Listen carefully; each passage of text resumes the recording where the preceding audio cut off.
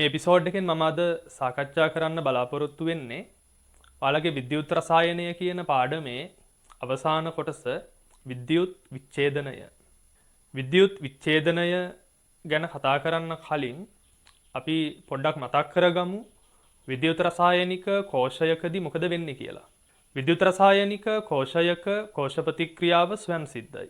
අපිට බාහිරට විද්‍යුත් ධාරාවක් ලබා ගන්න පුළුවන්. විද්‍යුත් රසායනික කෝෂයක කෝෂ ප්‍රතික්‍රියාව ස්වයන් සිද්ධ හින්දා අපිට ඒ කෝෂයෙන් ධාරාවක් නිපදවන්න පුළුවන්.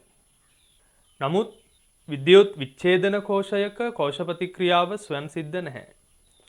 ස්වයන් සිද්ධ නොවන ප්‍රතික්‍රියාවක් විද්‍යුත් ශක්තිය සැපයීමෙන් සිදු කරවීම තමයි විද්‍යුත් විච්ඡේදනය කියලා කියන්නේ. ස්වයන් සිද්ධ නොවන ප්‍රතික්‍රියාවක් විද්‍යුතය සැපයීමෙන් සිදු කරවීම විද්‍යුත් විච්ඡේදනය ලෙස අපට හඳුන්වන්න පුළුවන්.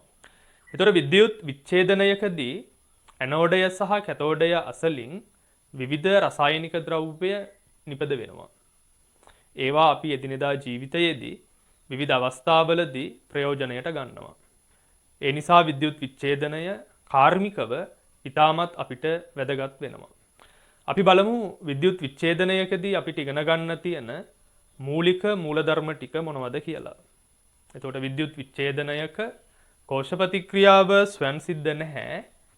ප්‍රතික්‍රියාව සිදු කරවීම සඳහා අපි බාහිරින් විද්‍යුත් ශක්තිය සපයන්න ඕනේ. දැන් පුතාලා හිතන්නකෝ මෙහෙම. මෙතන විද්‍යුත් විච්ඡේදයක් තියෙනවා.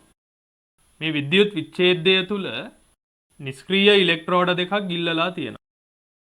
මේ විද්‍යුත් විච්ඡේදය තුල නිෂ්ක්‍රීය ඉලෙක්ට්‍රෝඩ දෙකක් ගිල්ලලා තියෙනවා. බාහිර විභව සැපයුමක් ඕන. බැටරි කෑල්ලක් ඕනේ. ඔන්න ඔය බාහිර විභව සැපයුමේ ධනාග්‍රය සම්බන්ධ ඉලෙක්ට්‍රෝඩය තියෙනවනේ. බාහිර විභව සැපයුමේ ධනාග්‍රය සම්බන්ධ ඉලෙක්ට්‍රෝඩය. අන්න ඒ ඉලෙක්ට්‍රෝඩය තමයි ඇනෝඩය වෙන්නේ. ඇනෝඩය ධනාරෝපිතයි. හැබැයි විද්‍යුත් රසායනික කෝෂවලදී ඇනෝඩය ඍණාරෝපිතයි. බාහිර විභව සැපයුමේ ඍණාග්‍රය සම්බන්ධ ඉලෙක්ට්‍රෝඩයට අපි කියන්නේ කැතෝඩය. ඒතර විද්‍යුත් විච්ඡේදන කෝෂයක කැතෝඩය ඍණාරෝපිතයි. හැබැයි විද්‍යුත් රසායනික කෝෂයක කැතෝඩය ධනාරෝපිතයි. ඉතින් මේ විද්‍යුත් විච්ඡේදයේ තියෙන ධනායන මේකේ තියෙන ධනායන කැතෝඩය වෙත ආකර්ෂණය වෙලා ඔක්සිහරණය වෙනවා. ඔක්සිහරණය සිදුවන ඉලෙක්ට්‍රෝඩය කැතෝඩය. එහෙම නැත්නම් කැතෝඩයේදී ඔක්සිහරණයක් වෙනවා. ඔක්සිහරණය. ඒතර මේ විද්‍යුත් විච්ඡේදයේ තියෙන ධනායන ඍණාරෝපිත කැතෝඩයට ආකර්ෂණය වෙලා කැතෝඩයෙන් ඉලෙක්ට්‍රෝන ලබාගෙන ඔක්සිහරණයට භාජනය වෙනවා. විද්‍යුත් විච්ඡේදයේ තියෙන ඍණායන ධනාරෝපිත ඇනෝඩයට ආකර්ෂණය වෙලා ඉලෙක්ට්‍රෝන පිට කරලා ඔක්සීකරණය වෙනවා. ඔක්සීකරණය වෙනවා. ඒතර මේ ඔක්සීකරණය සිදුවන ඉලෙක්ට්‍රෝඩයට අපි ඇනෝඩය කියලා කියනවා. එහෙම නැත්නම් ඇනෝඩයේදී සිද්ධ වෙන්නේ ඔක්සීකරණයක් කියලා ඔයාලට මතක තියාගන්න පුළුවන්. ඉතින් මේ ඇනෝඩයේදී සිදුවන ඔක්සීකරණ ප්‍රතික්‍රියාවේදී පිටවන ඉලෙක්ට්‍රෝන මේ ලෝහය මත තැම්පත් වෙලා බාහිර පරිපථය ඔස්සේ මේ පැත්තට ගමන් කරනවා. ඉලෙක්ට්‍රෝන. ඒතර ඉලෙක්ට්‍රෝන ගමන් කරන්නේ මේ පැත්තට නම් ධාරාව ගමන් කරන්නේ අනිත් පැත්තට. කරන්ට් එක. ඉතින් මෙතනදී මෙන්න මේ කැතෝඩය සහ ඇනෝඩය අසල ප්‍රතික්‍රියාවක් සිදු වෙලා අපිට වැදගත් වන රසායනික ද්‍රව්‍ය ඒ ඇනෝඩ කැතෝඩ අසල නිපදවීමක් සිද්ධ වෙනවා. ඉතින් ඔකට තමයි අපි සරලව විද්‍යුත් විච්ඡේදනය කියලා කියන්නේ. අපි බලමු උදාහරණ කීපයක්. මේ විද්‍යුත් විච්ඡේදනයේදී සිද්ධ වෙන්නේ මොකක්ද කියන එක ඔයාලට තේරුම් කරන්න උදාහරණ කීපයක් අපි බලමු. පළවෙනි උදාහරණය යටතේ මම ඔයාලත් එක්ක කතා කරන්නේ විලීන සෝඩියම් ක්ලෝරයිඩ් ද්‍රාවණයක් විද්‍යුත් විච්ඡේදනය. විලීන සෝඩියම් ක්ලෝරයිඩ් ද්‍රාවණයක් විද්‍යුත් විච්ඡේදනය. ඒතර විලීන සෝඩියම් ක්ලෝරයිඩ් ද්‍රාවණයක විලීන සෝඩියම් ක්ලෝරයිඩ් ද්‍රාවණයක ධනායනයේ විදිහට තියෙන්නේ සෝඩියම් අයන, ලික්විඩ් ඍණායන විදිහට තියෙන්නේ ක්ලෝරයිඩ් අයන. ඉතින් ඇනෝඩයේදී සිද්ධ වෙන්නේ ඔක්සිකරණය, කැතෝඩයේදී සිද්ධ වෙන්නේ ඔක්සිහරණය. අපි ලියමු මෙතන ඇනෝඩ ප්‍රතික්‍රියාව,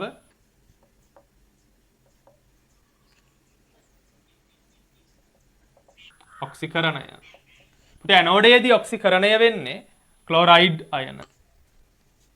Cl- ලික්විඩ් Cl2 ගෑස් බවට ඔක්සිකරණය වෙනවා. ඔක්සිකරණයේදී ඉලෙක්ට්‍රෝන පිට වෙනවා. මෙතන දෙකක් දාලා දෙකේම ඔක්සිකරණාංකය ඍණ 2යි මෙතන බිඳුවයි. පිටවන ඉලෙක්ට්‍රෝන ගණන ඔක්සිකරණාංක වෙනසට සමානයි. අන්නේ පිටවන ඉලෙක්ට්‍රෝන තමා පුතේ මේ ලෝහය මත තැන්පත් වෙන්නේ. එතකොට මෙතන Cl2 වායුව හැදෙනවා, වායු බුබුලු පිට වෙනවා මෙතන. පිට වෙන ඉලෙක්ට්‍රෝන මෙන්න මේ පැත්තට මෙහෙම ගමන් කරනවා. බාහිර පරිපථය ඔස්සේ ගමන් කරනවා. කැතෝඩය දෙසට. ඒතර කැතෝඩයේදී වෙන්නේ ඔක්සිහරණයක්. කැතෝඩයේදී වෙන්නේ ඔක්සිහරණයක්. සෝඩියම් අයන ඉලෙක්ට්‍රෝන ලබාගෙන සෝඩියම් ලෝහය බවට ඔක්සිහරණය වෙනවා. ඒතර මෙතනදී හැදෙන සෝඩියම් වල ද්‍රවාංකයට වඩා සෝඩියම් ක්ලෝරයිඩ් වල ද්‍රවාංකය වැඩි හින්දා මෙතන සෝඩියම් පවතින්නේ ඝනයක් විදිහට නෙමේ ද්‍රවයක් විදිහට. සෝඩියම් වල ද්‍රවාංකය සෝඩියම් ක්ලෝරයිඩ් වල ද්‍රවාංකයට වඩා අඩුයි. ඒ හින්දා මෙතන භෞතික අවස්ථාව සඳහන් කරද්දී සෝඩියම් ලික්විඩ් කියලා සඳහන් කරන්න ඕනේ. ඊළඟට අපි සමස්ත ප්‍රතික්‍රියාව ලියනවා මේ අර්ධ ප්‍රතික්‍රියා දෙක එකතු කරලා ඉලෙක්ට්‍රෝන අහෝසි වන පරිදි. මෙතන එක ඉලෙක්ට්‍රෝනයයි මෙතන ඉලෙක්ට්‍රෝන දෙකයි මේ දෙක එකතු කරන්න ඉලෙක්ට්‍රෝන අහෝසි වන පරිදි සමස්ත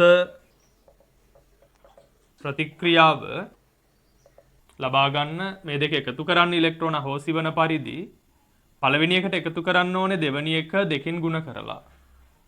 එතකොට මෙතන 2යි සෝඩියම් 2යි ක්ලෝරයිඩ් එකතු කරාම 2යි සෝඩියම් ක්ලෝරයිඩ් ලික්විඩ් කියලා අපට ලියන්න පුළුවන්. ඒතර මේ පැත්තේ හැදෙනවා සෝඩියම් ලික්විඩ් ධන මේක දෙකෙන් ගුණ කරනවා. එතකොට 2යි සෝඩියම් ලික්විඩ් ධන Cl2 ගෑස්.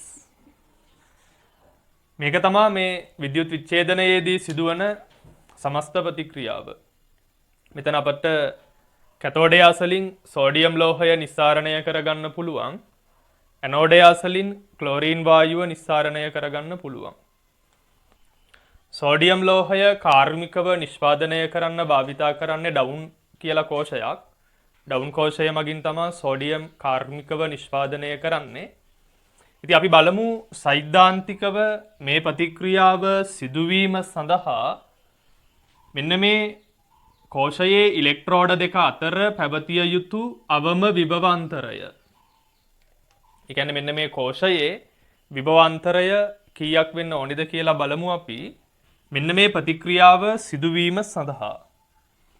ඉතින් කෝෂයක විද්‍යුත්ගාමක බලය E0 සෙල් අපි ගණනය කරන්නේ E0 කැතෝඩ් ඍණ E0 ඇනෝඩ්.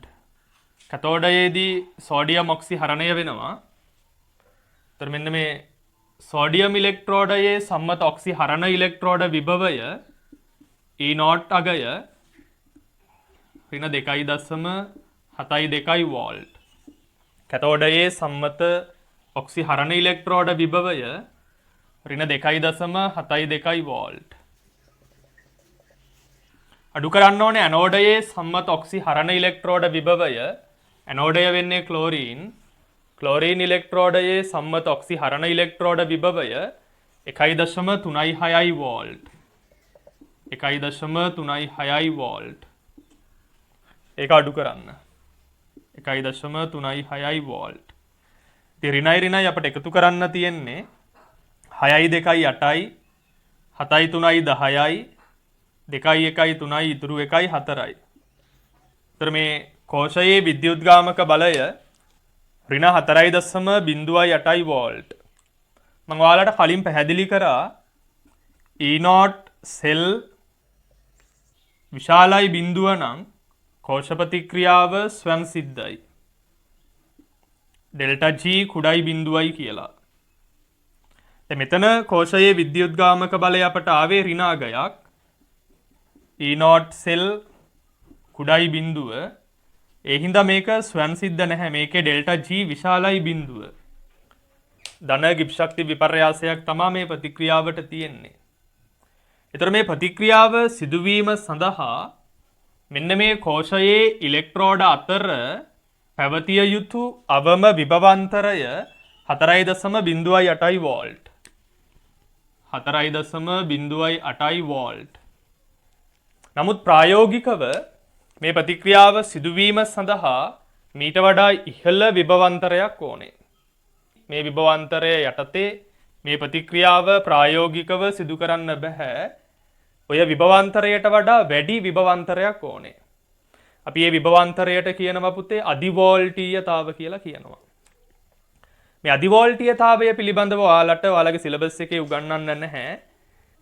අධිවෝල්ටීයතාවය කියලා කියන්නේ දැන් අපි සෛද්ධාන්තිකව අපිට හොයන්න පුළුවන්නේ කෝෂයේ විද්‍යුත්ගාමක බලය. මෙතන එන්නේ ඍණ 4.08යි.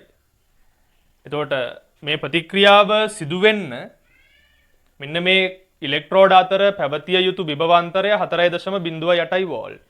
ඒක සෛද්ධාන්තිකව අපි ගණනය කරන එකක්. නමුත් ප්‍රායෝගිකව ඔය විභවාන්තරය දුන්නයි කියලා අපිට සෝඩියම් නිස්සාරණය කරගන්න බෑ. ඔය විභවාන්තරයට වඩා වැඩි විභවාන්තරයක් ඕනේ ප්‍රායෝගිකව සෝඩියම් නිස්සාරණය කරගන්න.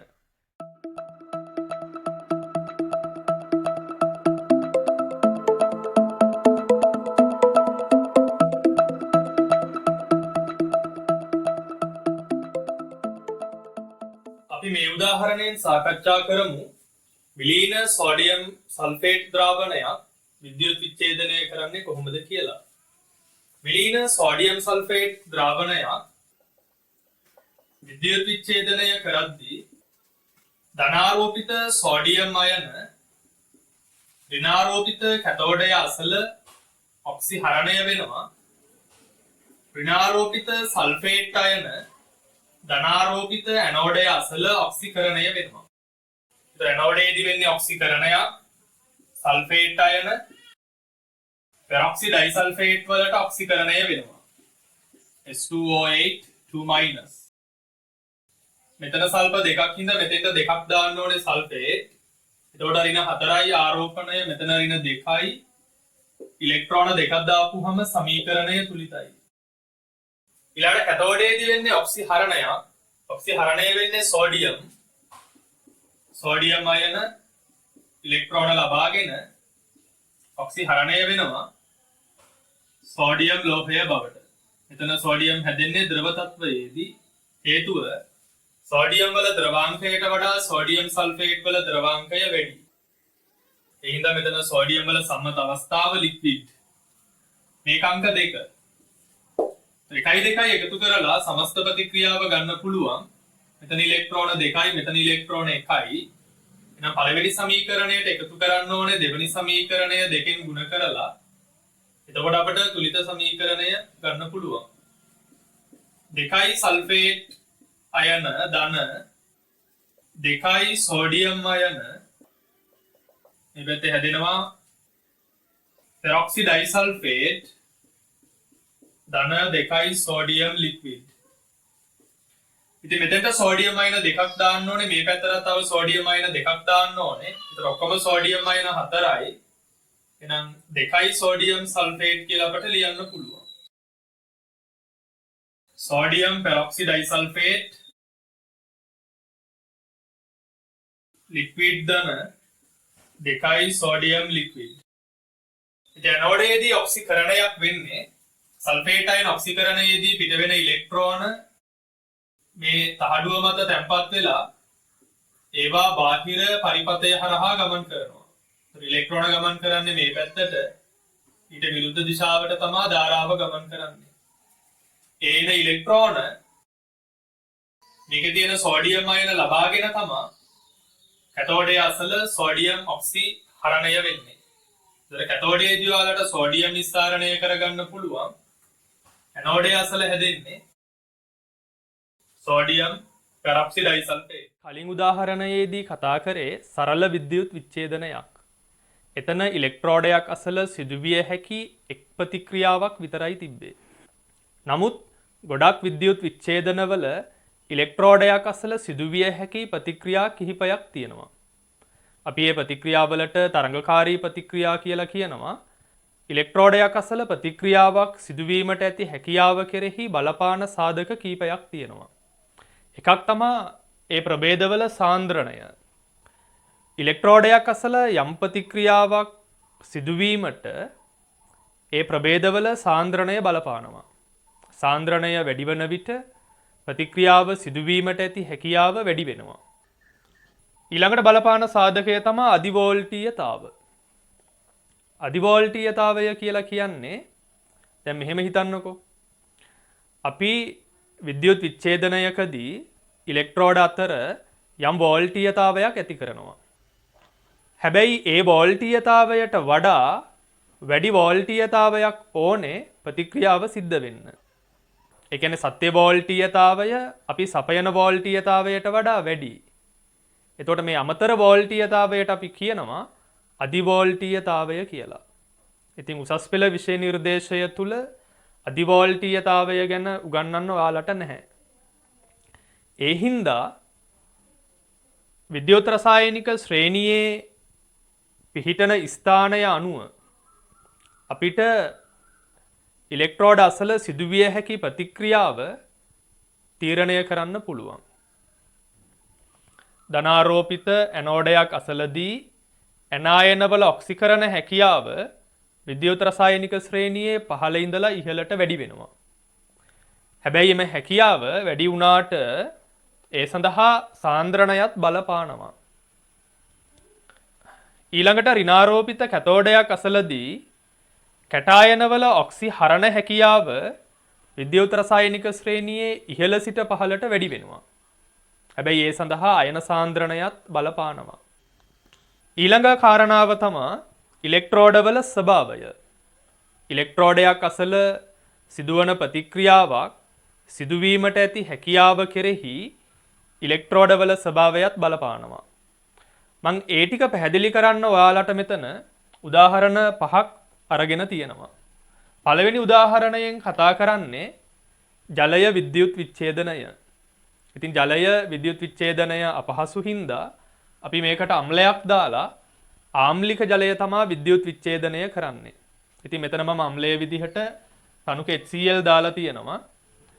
එතකොට තනුක HCl වලින් ආම්ලික ජලය විද්‍යුත් විච්ඡේදනය කරද්දී ඇනෝඩයේදී සිදුවන ප්‍රතික්‍රියාව ඇනෝඩයේදී වෙන්නේ ඔක්සිකරණයක්. මෙන්න මේ ප්‍රතික්‍රියාව තමයි සිද්ධ වෙන්නේ. කැතෝඩයේදී ඔක්සිහරණය වෙන්නේ මෙන්න මේ ප්‍රතික්‍රියාව තමයි කැතෝඩය අසල සිද්ධ වෙන්නේ. ඉතින් මම ඉස්සරහට මේ උදාහරණ වෙන වෙනම අරගෙන කතා කරනවා. මෙතනදී මම ඔයාලට කියන්න උත්සාහ කරන්නේ ඉලෙක්ට්‍රෝඩයක් අසල සිදුවිය හැකි ප්‍රතික්‍රියාව සිදුවීමට ඇති හැකියාව කෙරෙහි බලපාන සාධක. සාන්ද්‍රණය, අධිවෝල්ටීයතාව, ඉලෙක්ට්‍රෝඩවල ස්වභාවය. අධිවෝල්ටීයතාවය නම් උගන්වන්නේ නැහැ සිලබස් එකේ. ඒ හින්දා අපි ධනාරෝපිත ඇනෝඩයක් අසලදී ඇනායනවල ඔක්සිකරණ හැකියාව පහළ සිට ඉහළට වැඩි වෙනවා. ඍණාරෝපිත කැතෝඩයක් අසලදී කැටායනවල ඔක්සිහරණ හැකියාව ඉහළ සිට පහළට වැඩි වෙනවා. තව ඉලෙක්ට්‍රෝඩවල ස්වභාවයත් ඒකට බලපානවා. මෙන්න මේ කියන කරුණු ටික යොදාගෙන අපි තීරණය කරන්න ඕනේ විද්‍යුත් විච්ඡේදනයකදී මෙන්න මේ ඉලෙක්ට්‍රෝඩ අසල සිදුවෙන්නේ කුමන ප්‍රතික්‍රියාවද කියලා. ඉතින් මෙතනදී අපි ගත්තොත් ආම්ලික ජලයේ විද්‍යුත් විච්ඡේදනය ගත්තහම මෙන්න මේ ප්‍රතික්‍රියාව සිදු වෙන්න බලපාන්නේ ප්‍රධාන වශයෙන්ම දැන් මේක වෙන්නේ නැහැයි කියලා අපට අයින් කරන්න පුළුවන්. මොකද හයිඩ්‍රොක්සයිඩ් අයන සාන්ද්‍රණය ඉතා කුඩායි. ක්ලෝරයිඩ් අයන අයන තියෙන්නේ පහලින්. ඒතර ඔක්සිකරණ හැකියාව අඩුයි. ඒ හින්දා මෙතන ක්ලෝරයිඩ් අයන ඔක්සිකරණය වෙන්නේ නැහැයි කියලා අපට අයින් කරන්න පුළුවන්. ඒතර ජලය තමයි ඔක්සිකරණය වෙන්නේ. ඉතින් කැතෝඩයේදී වෙන්නේ ඔක්සිහරණයක්. සෝඩියම් අයන උඩින්ම තියෙන්නේ. ඒවා ඔක්සිහරණය වෙන්නේ නැහැ. ඒ හින්දා අපට ඒක අයින් කරන්න පුළුවන්. ඊළඟට H ධන අයන. H ධන අයන තියෙන්නේ පහලින් ඔක්සිහරණය වීමට ඇති හැකියාව වැඩි. H ධන අයන සාන්ද්‍රණය වැඩි හින්දා මොකද අපි මෙතන අල්පාම්ලිත ජලයේනේ විද්‍යුත් විච්ඡේදනය කරන්නේ. ඒ හින්දා මේ ප්‍රතික්‍රියාව තමයි මෙතන වෙන්නේ. මේක වෙන්නේ නැහැ. මේක වෙන්නේ නැති වෙන්න හේතුව මෙයාගේ අධිවෝල්ටීයතාවය වැඩි. ඒ හින්දා මේ ප්‍රතික්‍රියාව සිද්ධ වෙන්නේ නැහැ. ඉතින් ඒ විදිහට අපි ඉස්සරහට කතා කරනවා මේ එක් එක් උදාහරණ අරගෙන මේක වෙන්නේ කොහොමද ප්‍රතික්‍රියා ලියන්නේ කොහොමද තුලිත කරන්නේ කොහොමද කියන එක පිළිබඳව කතා කරනවා. මෙතන මට කතා කරන්න ඕනේ ඉලෙක්ට්‍රෝඩයක් අසල සිදුවන ප්‍රතික්‍රියාවක් සිදුවීමට ඇති හැකියාව කෙරෙහි බලපාන සාධක. සාන්ද්‍රණයේ අධිවෝල්ටීයතාවය සහ ඉලෙක්ට්‍රෝඩවල ස්වභාවය. ඊළඟට මෙතන අරන් තියෙන්නේ HCl ද්‍රාවණයක් විද්‍යුත් විච්ඡේදනය. ඉතින් මෙතනදී සිද්ධ වෙන්නේ මෙන්න මේ ප්‍රතික්‍රියාව. ක්ලෝරයිඩ් අයන ඔක්සිකරණය වෙනවා ඇනෝඩයේදී. කැතෝඩයේදී ඔක්සිහරණය වෙන්නේ H ධන අයන. ඒතර මේකත් අල්පාම්ලිත ජලය තමයි. හැබැයි මෙතන HCl සාන්ද්‍රණය වැඩි. මෙතන HCl සාන්ද්‍රණය අඩුයි. ඇනෝඩයේදී ඔක්සිකරණ හැකියාව. ඇනෝඩයේදී ඔක්සිකරණ හැකියාව මෙතන ක්ලෝරයිඩ් අයන පහලින් තියෙන්නේ. නමුත් ඉහළ සාන්ද්‍රණයක් තියෙන හින්දා ක්ලෝරයිඩ් අයන ඔක්සිකරණය වීමට වැඩි නැඹුරුතාවයක් තියෙනවා. මෙතන හයිඩ්‍රොක්සයිඩ් අයන සාන්ද්‍රණය අඩුයි. ඒ හින්දා අපිට ඒක අයින් කරන්න පුළුවන්. මේකේ වෙන්න නම් මේකේ අධිවෝල්ටීයතාවය වැඩි. ඒකින්ද මේකත් අයින් කරන්න පුළුවන්.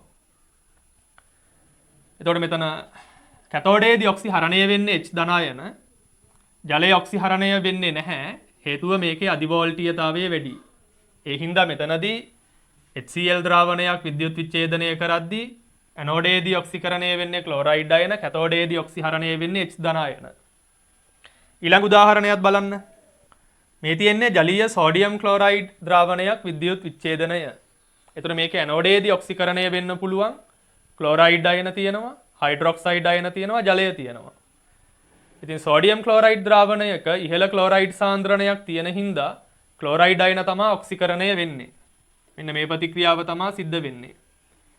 හයිඩ්‍රොක්සයිඩ් අයන සාන්ද්‍රණය ඉතා අඩු හින්දා හයිඩ්‍රොක්සයිඩ් අයන ඔක්සිකරණය වෙන්නේ නැහැ. මේ ප්‍රතික්‍රියාවේ අධිවෝල්ටීයතාවය වැඩි හින්දා ඒක වෙන්නේත් නැහැ. කැතෝඩයේදී ඔක්සිහරණය වෙන්නේ ජලය.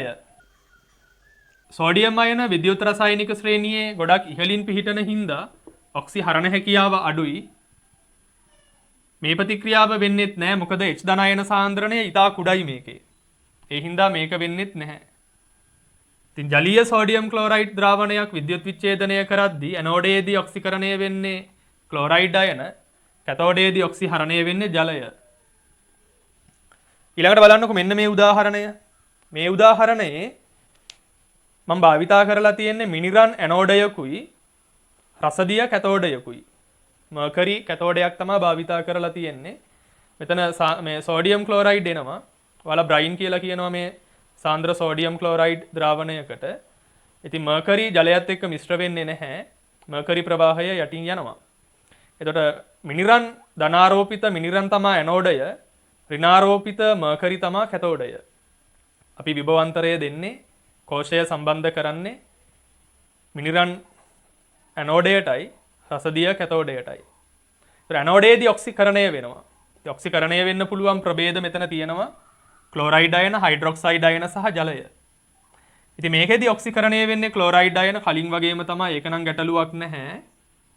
හැබැයි මෙතන ඔක්සිහරණය වෙන්නේ ජලයවත් H ධන අයනවත් නෙමෙයි. මේකේ නම් ඔක්සිහරණය වුණේ ජලය, මෙතන ඔක්සිහරණය වුණේ H ධන අයන, මෙතන ඔක්සිහරණය වුණෙත් H ධන අයන. හැබැයි මේකේ ඔක්සිහරණය වෙන්නේ පුතේ සෝඩියම්. ඒ කියන්නේ ඉලෙක්ට්‍රෝඩයක් අසල ප්‍රතික්‍රියාවක් සිදුවීමට ඇති හැකියාව ඉලෙක්ට්‍රෝඩවල ස්වභාවය මත රඳා පවතිනවා. මෙතන අපි අරන් තියෙන්නේ මර්කරි කැතෝඩයක්. මේ වගේදී අරන් තියෙන්නේ පුතේ නිෂ්ක්‍රීය ඉලෙක්ට්‍රෝඩ. මේ තුනටම අපි ගත්තේ නිෂ්ක්‍රීය ඉලෙක්ට්‍රෝඩ. මේකේ තියෙන්නේ මර්කරි කැතෝඩයක්. එහෙනම් ඉලෙක්ට්‍රෝඩයක් අසල යම් ප්‍රතික්‍රියාවක් සිදුවීමට ඇති හැකියාව ඉලෙක්ට්‍රෝඩවල ස්වභාවය මතත් රඳා පවතිනවා. ඔය මූලික කාරණා ටික ඔලුවට දාගත්තාම අපිට උදාහරණ සාකච්ඡා කරන්න ලේසියි. ඊළඟට මම අරගෙන තියෙන්නේ කොපර් ඉලෙක්ට්‍රෝඩ යොදාගෙන කොපර් සල්ෆේට් ද්‍රාවණයක් විද්‍යුත් විච්ඡේදනය. ඉතින් මේකෙදි සිද්ධ වෙන්නේ පුතේ මෙන්න මේ ප්‍රතික්‍රියාව. කොපර් තමයි ඔක්සිකරණය වෙන්නේ.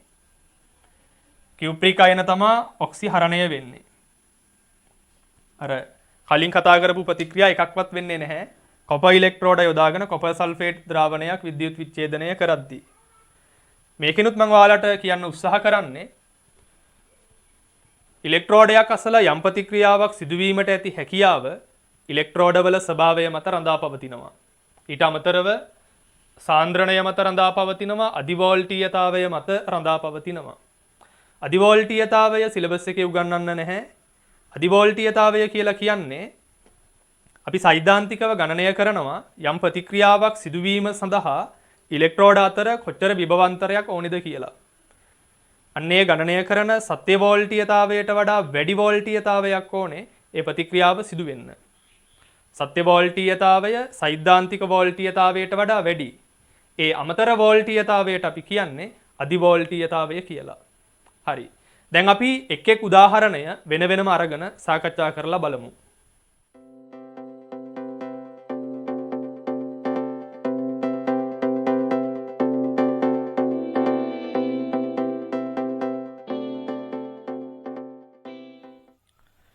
ජලය කියලා කියන්නේ ඊතා ස්ථායි රසායනික ද්‍රව්‍යයක් හින්දා ආශ්‍රිත ජලය විද්‍යුත් විච්ඡේදනය තරමක් අපහසුයි. ජලය විද්‍යුත් විච්ඡේදන ප්‍රතික්‍රියාවේ ගිබ් ශක්ති විපර්යාසය ධන 474.4 කිලෝජූල් per mol වගේ ඉහළ අගයක් ගන්නවා. ආශ්‍රිත ජලය උදාලා දන්නවා කාම්බර උෂ්ණත්වයේදී ආශ්‍රිත ජලය අසම්පූර්ණ විඝටනයෙන් මාධ්‍යයට H ධනායන සහ OH ඍණායන ලැබෙනවා. ඉතින් සෙල්සියස් අංශක 25 දී සිදු කරන විද්‍යුත් සන්නායකතා පරීක්ෂණ වලින් ජලය ස්වයං අයනීකරණයෙන් ලැබෙන H ධනායන සාන්ද්‍රණය එක ගුණ කිරීම 10⁻7යි මෝල් dm ඍණ 3 කියලා ගණනය කරලා තියෙනවා. OH- සාන්ද්‍රණයත් එක ගුණ කිරීම 10⁻7යි. ඉතින් ජලය ඊතා ස්ථායි රසායනික ද්‍රව්‍යයක් නිසා ජලය විද්‍යුත් විච්ඡේදනය තරමක් අපහසුයි. ජලය විද්‍යුත් විච්ඡේදනය සඳහා මේ ඉලෙක්ට්‍රෝඩ අතර ඊතා ඉහළ වෝල්ටීයතාවයක් ඇති කළ යුතුයි. නමුත් අපි මේ ජලයට අම්ලයකින් බිඳුවක් එකතු කරාම, අම්ල ස්වල්පයක් එකතු කරාම හිතන්නකෝ සල්ෆියුරික් එකතු කරා කියලා. සල්ෆියුරික් ප්‍රබල අම්ලයක් හින්දා ජලීය ද්‍රාවණයකදී සම්පූර්ණයෙන් අයනීකරණය වෙනවා. H ධනායන සහ සල්ෆේට් වලට. එතකොට මේකේ H ධනායන සාන්ද්‍රණය වැඩි වෙන හින්දා ජලයේ විඝටනය අඩු වෙනවා. මේ සමතුලිතය වමට නැඹුරු වෙනවා. ආශ්‍රිත ජලය විද්‍යුත් විච්ඡේදනය අපහසු වුණාට අල්පාම්ලිත ජලය විද්‍යුත් විච්ඡේදනය පහසුයි. අපි බලමු අල්පාම්ලිත ජලය විද්‍යුත් විච්ඡේදනය කරද්දී මෙන්න මේ ඉලෙක්ට්‍රෝඩ අසල සිදුවන ප්‍රතික්‍රියා මොනවද කියලා. දැනටමත් මේකේ තියෙනවා ධනායන විදිහට H ධනායන. H ධනායන ආකර්ෂණය වෙන්නේ ඍණාරෝපිත කැතෝඩයට. මේකේ තියෙන ඇනායන හයිඩ්‍රොක්සයිඩ් සහ සල්ෆේට් අයන. ඒ කට්ටිය ආකර්ෂණය වෙන්නේ ධනාරෝපිත ඇනෝඩයට. ඇනෝඩයේදී ඔක්සිකරණය වෙනවා, පිටවෙන ඉලෙක්ට්‍රෝන බාහිර පරිපථය හරහා ගමන් කරනවා. ඊට විරුද්ධ දිශාවට කරන්ට් එක යනවා. මේන ඉලෙක්ට්‍රෝන අරගෙන H ධනායන ඔක්සිහරණය වෙනවා. අපි බලමු ඇනෝඩයේදී සිදුවන ඔක්සිකරණ ප්‍රතික්‍රියා ටික. මෙතනදී ඔක්සිකරණය වෙන්න පුළුවන් ප්‍රභේද තුනක් තියෙනවා. එකක් OH-, අනික සල්ෆේට්, අනික තමා පුතේ ජලය. ජලය ලික්විඩ් හයිඩ්‍රජන් ධන 1යි ඔක්සිජන් ඍණ 2යි. එතකොට ඍණ 2 ඔක්සිකරණ තත්වයේ තියෙන ඔක්සිජන්ට පුළුවන් ඔක්සිජන් වායුව බවට ඔක්සිකරණය වෙන්න. එතකොට මෙතන දෙකක් දාලා දෙකේම ඔක්සිකරණාංකය ගන්න ඍණ 4යි. මෙතන දෙකේම ඔක්සිකරණාංකය 0යි. ඉලෙක්ට්‍රෝන 4ක් පිට වෙනවා. මේ පැත්තේ ආරෝපණයක් නැහැ. මේ පැත්තේ ආරෝපණය ඍණ 4යි. එහෙනම් H ධනායන 4ක් දාපුවම සමීකරණය තුලිතයි. ඊළඟට අපිට හයිඩ්‍රොක්සයිඩ් අයන. හයිඩ්‍රොක්සයිඩ් අයන ඔක්සිජන් වායුව බවට ඔක්සිකරණය වෙනවා. මෙතන දෙකේම 0යි. මෙතෙන්ට දෙකක් දාලා දෙකේම ඍණ 4යි. ඉලෙක්ට්‍රෝන 4ක් පිට වෙනවා. මේ පැත්තේ ඍණ 4යි, මේ පැත්තේ ඍණ 2යි. තව OH- දෙකක් දාන්න. එතකොට ඔක්කොම 4යි. හයිඩ්‍රජන් ඔක්සිජන් තුලිත කරන්න මේ පැත්තට දාන්න ජලය ජලාණු දෙකක් දාපුවම සමීකරණය තුලිතයි. ඊළඟට සල්ෆේට් අයන. සල්ෆේට් වල ඔක්සිකරණාංකය ධන 6යි සල්ෆගේ ඔක්සිකරණාංකය. සල්ෆේට් අයන ඔක්සිකරණය වෙනවා පෙරොක්සි ඩයිසල්ෆේට් වලට. S2O8 2-. මෙතන සල්ෆර් දෙකක් හින්දා මෙතෙන්ට දෙකක් දාන්න මේක සෝදිසි ක්‍රමයට තුලිත කරන්න පුළුවන්. මෙතන ඍණ 4යි මෙතන ඍණ 2යි ඉලෙක්ට්‍රෝන දෙකක් දාපුවම සමීකරණය තුලිතයි. දැන් අපි බලන්න ඕනේ මෙන්න මේ ඇනෝඩයේ අසල මෙන්න මේ ප්‍රතික්‍රියා තුනෙන් මොන ප්‍රතික්‍රියාවද ප්‍රථමයෙන් වෙන්නේ කියලා. ජලය ඔක්සිකරණය වෙනවද? හයිඩ්‍රොක්සයිඩ් අයන ඔක්සිකරණය වෙනවද? සල්ෆේට් අයන ඔක්සිකරණය වෙනවද කියලා බලන්න ඕනේ. ඒක අපිට බලා ගන්න පුළුවන් මේ ඉලෙක්ට්‍රෝඩ වල සම්මත ඔක්සි හරණ ඉලෙක්ට්‍රෝඩ විභව පරීක්ෂා කරලා. මේ පළවෙනි ප්‍රතික්‍රියාවේ සම්මත ඔක්සි හරණ ඉලෙක්ට්‍රෝඩ විභවය E0 සමානයි 1.223 වෝල්ට්. දෙවැනි ප්‍රතික්‍රියාවේ සම්මත ඔක්සි හරණ ඉලෙක්ට්‍රෝඩ විභවය E0 සමානයි 0.4 වෝල්ට්. මේ අවසාන ප්‍රතික්‍රියාවේ සම්මත ඔක්සිහරණ ඉලෙක්ට්‍රෝඩ විභවය E0 සමානයි ධන 2.05 වෝල්ට්. දැන් බලන්න මේ ඉලෙක්ට්‍රෝඩ වල සම්මත ඔක්සිහරණ ඉලෙක්ට්‍රෝඩ විභවයේ ධනාගය අඩු ඉලෙක්ට්‍රෝඩය සම්මත ඔක්සිහරණ ඉලෙක්ට්‍රෝඩ විභවයේ ධනාගය අඩු ඉලෙක්ට්‍රෝඩය පහසුවෙන් ඔක්සිකරණය වෙනවා. පුතාලාට ඉගෙනුවා කලින් එපිසෝඩ් එකේ විද්‍යුත් රසායනික ශ්‍රේණියේ පහළ සිට ඉහළට ඔක්සිකරණ හැකියාව වැඩි වෙනවා. ඉහළ සිට පහළට ඔක්සිහරණ හැකියාව වැඩි වෙනවා. දැන් මේ ඔක්සිහරණ ඉලෙක්ට්‍රෝඩ විභව දිහා බලපුවම විද්‍යුත් රසායනික ශ්‍රේණියේ ඉහළින් පිහිටන්නේ මෙන්න මේ ඉලෙක්ට්‍රෝඩය. ධනාගය අඩු එක්කෙනා. මෙන්න මේ හයිඩ්‍රොක්සයිඩ් අයන ඔක්සිකරණය ජලය සහ සල්ෆේට් ඔක්සිකරණයට වඩා පහසුයි. මේ ඔක්සිහරණ විභවයට අනුව. නමුත් ප්‍රායෝගිකව හයිඩ්‍රොක්සයිඩ් අයන ඔක්සිකරණය වීම සඳහා අවශ්‍ය වෝල්ටීයතාවය 0.4ට වඩා වැඩි. ඒ අමතර විභවයට අපි කිව්වේ අධිවෝල්ටීයතාව කියලා. මොකද හයිඩ්‍රොක්සයිඩ් අයන සාන්ද්‍රණය ඉතා කුඩායි. ඒ හින්දා මේකෙදි හයිඩ්‍රොක්සයිඩ් අයන ඔක්සිකරණය වෙන්නේ නැහැ. ඊළඟට අපි බලන්න ඕනේ විද්‍යුත් රසායනික ශ්‍රේණියේ මේ ඉලෙක්ට්‍රෝඩයට පහළින් තියෙන්නේ මොන ඉලෙක්ට්‍රෝඩයද කියලා. මේකනේ. එතකොට මේක තමයි වෙන්නේ. ජලය තමයි ඇනෝඩයේදී ඔක්සිකරණය වෙන්නේ. ඊට පස්සේ තමයි අනිත් ඒවා ඔක්සිකරණය වෙන්නේ. එන ඉස්සර වෙලාම සිදුවෙන ප්‍රතික්‍රියාව මේක. ඒක තමයි අපට වැදගත් වෙන්නේ. මේවා වෙන්නේ නැහැ. ඔන්න ඔය විදිහට ඔයාලට සිද්ධ වෙනවා ඉලෙක්ට්‍රෝඩ අසල ඔක්සිකරණය හෝ ඔක්සිහරණය විය හැකි ප්‍රභේද කීපයක් තිබ්බහම ඒ ප්‍රභේද වලින් ප්‍රථමයෙන් ඔක්සිකරණය හෝ ඔක්සිහරණය වෙන්නේ කවුද කියන එක පුතාලට හොයාගන්න වෙනවා. ඒක හොයාගන්න පුළුවන් සරලම විදිහ තමයි මෙන්න මේ සම්මත ඔක්සිහරණ ඉලෙක්ට්‍රෝඩ විභව යොදාගෙන. නමුත් ප්‍රායෝගිකව මේ සම්මත ඔක්සිහරණ ඉලෙක්ට්‍රෝඩ විභවයට වඩා වැඩි වෝල්ටීයතාවයක් ඕන වෙනවා ඔක්සිකරණය හෝ ඔක්සිහරණය වෙන්න. ඉතින් ඒක දැනගන්න ක්‍රමයක් ඔයාලට නැහැ. ඒ හින්දා මෙතන පොඩි අවධානමක් තියෙනවා. ඒකින්ද පොඩ්ඩක් ඔයාලට මේක පාඩම් කරගන්නත් වෙනවා. මේ කතා කරන උදාහරණවල ඔක්සිකරණය වෙන්නේ කවුද ඔක්සිහරණය වෙන්නේ කවුද කියලා. ඊළඟට අපි බලමු කැතෝඩය අසල සිදුවන ඔක්සිහරණ ප්‍රතික්‍රියා ටික. කැතෝඩය අසල සිදුවන ඔක්සිහරණ ප්‍රතික්‍රියා ටික බලමු. ඔක්සිහරණය වෙන්නේ H ධනායන. H ධනායන වෙන්නත් පුළුවන්. එහෙම නැත්නම් පුතේ ජලය වෙන්නත් පුළුවන්. අපි බලමු ඉස්සර වෙලාම. ජලයේ තියෙන හයිඩ්‍රජන් වලට ඔක්සිහරණය වෙන්න පුළුවන්. හයිඩ්‍රජන් වායුව බවට. මෙතන ධන 2යි මෙතන බිඳුවයි ඉලෙක්ට්‍රෝන දෙකක් එකතු වෙනවා.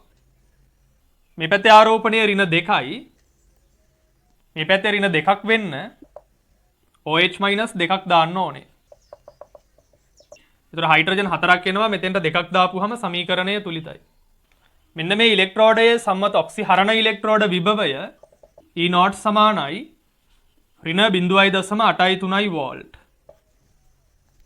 H ධනායන ඉලෙක්ට්‍රෝන ලබාගෙන H2 වායුව බවට ඔක්සිහරණය වෙනවා.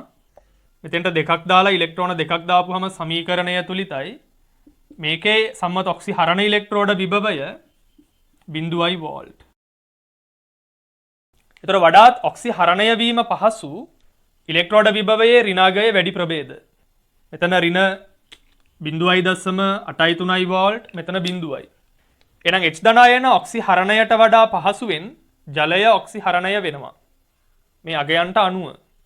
නමුත් ප්‍රායෝගිකව ජලය ඔක්සිහරණය වෙන්න මෙන්න මේ වෝල්ටීයතාවයට වඩා ඉහළ වෝල්ටීයතාවයක් ඉලෙක්ට්‍රෝඩ අතර පවතින්න ඕනේ. ඒ අමතර වෝල්ටීයතාවයට කියන්නේ අධිවෝල්ටීයතාව. එහින්දා මේකේ අධිවෝල්ටීයතාවය විශාලයි.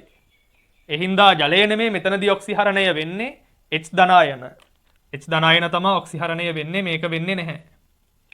ඊළඟට සමස්ත ප්‍රතික්‍රියාව ගන්න මෙන්න මේ අර්ධ ප්‍රතික්‍රියා දෙක එකතු කරන්න ඕනේ ඉලෙක්ට්‍රෝන අහෝසි වන පරිදි.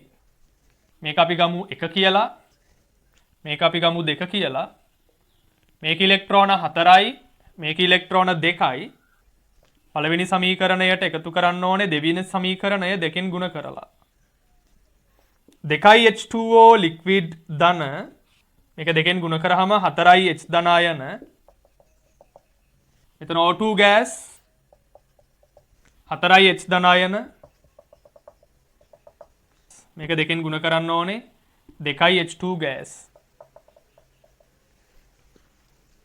ඒතර දෙපැත්තේ H ධනායන ඉවත් වෙනවා.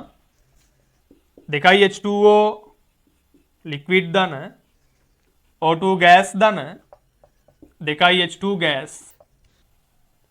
මෙන්න මේ ප්‍රතික්‍රියාව සඳහා H ධනායන සහභාගී වෙලා නැති හින්දා මේ විද්‍යුත් විච්ඡේදනයට H ධනායන සාන්ද්‍රණය බලපාන්නේ නැහැ.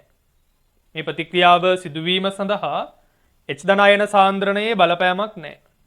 ඉතින් මෙන්න මේ ප්‍රතික්‍රියාවේ ගිබ් ශක්ති විපර්යාසය පුතේ ඩෙල්ටා G සමානයි 474.4 කිලෝජූල් per mol. 474.4 කිලෝජූල් per mol.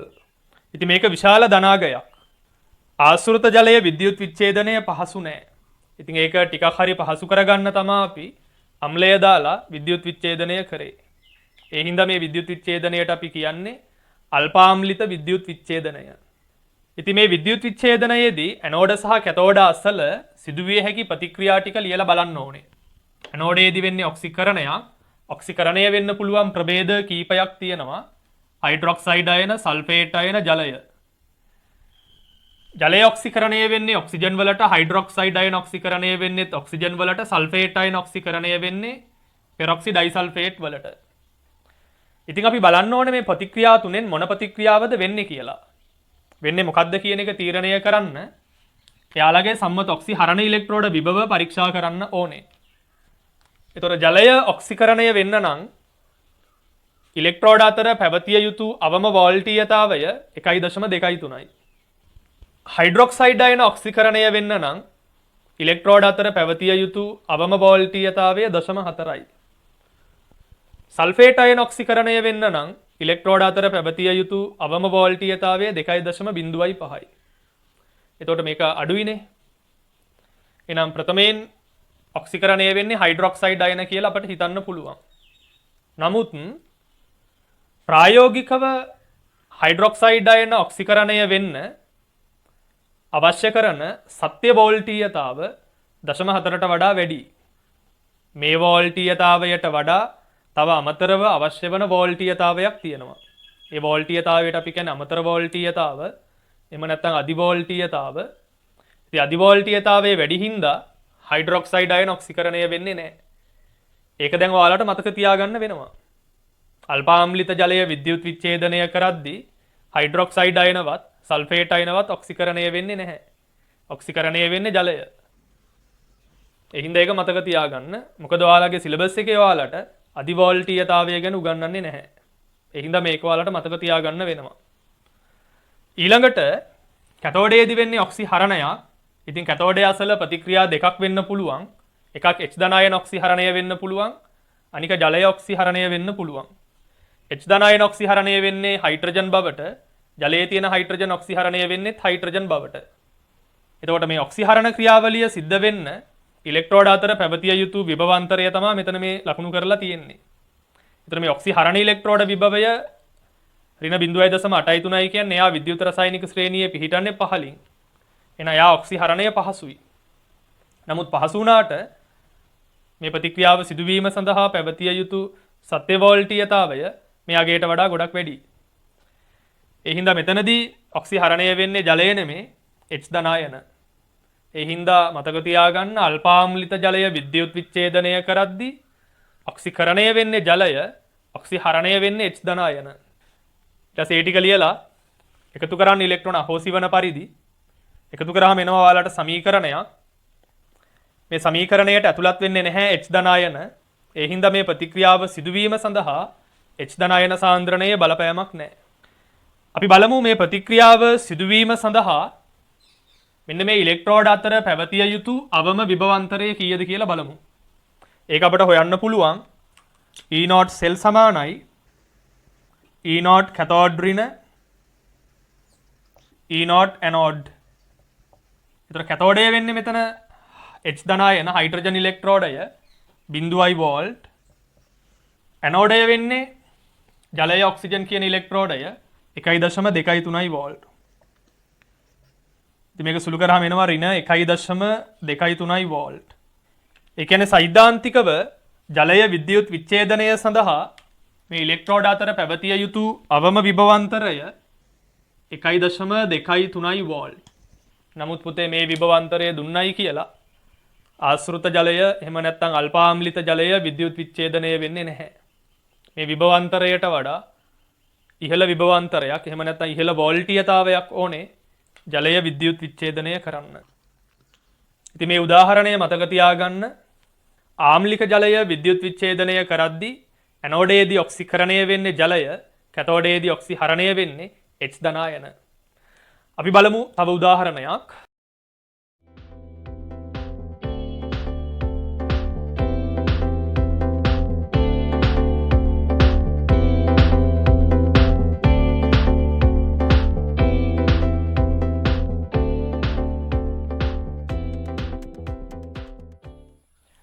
අපි ඊළඟ උදාහරණයෙන් පැහැදිලි කරන්නේ නිෂ්ක්‍රීය ඉලෙක්ට්‍රෝඩ දෙකක් යොදාගෙන ජලීය සෝඩියම් ක්ලෝරයිඩ් ද්‍රාවණයක් විද්‍යුත් විච්ඡේදනය කරන්නේ කොහොමද කියලා. ඉතින් සෝඩියම් ක්ලෝරයිඩ් සම්පූර්ණයෙන් අයනීකරණය වෙනවා. සෝඩියම් අයන සහ Cl- වලට.